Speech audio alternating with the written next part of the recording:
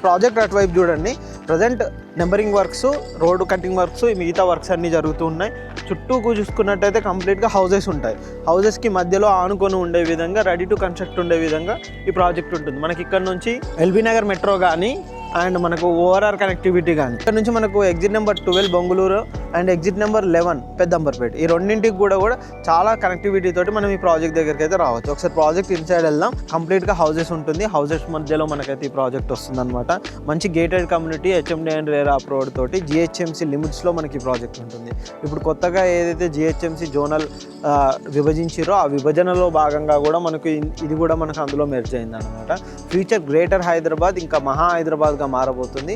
అందులో భాగంగానే ఇక్కడైతే కొత్త వెంచరు అండ్ ప్రైస్ కూడా చాలా తక్కువ అండి. ప్రజెంట్ కనుక చూసుకున్నట్టు ఈ ఏరియాతో కంపేర్ చేసుకుంటే బెస్ట్ ప్రైస్ అయితే వీళ్ళు ఇస్తున్నారు అనమాట.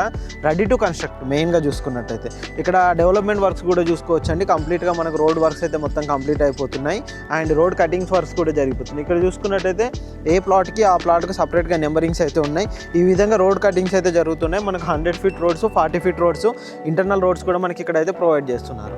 ఇది వచ్చేసి మనకు మెయిన్ రోడ్ అండి కనెక్టివిటీ.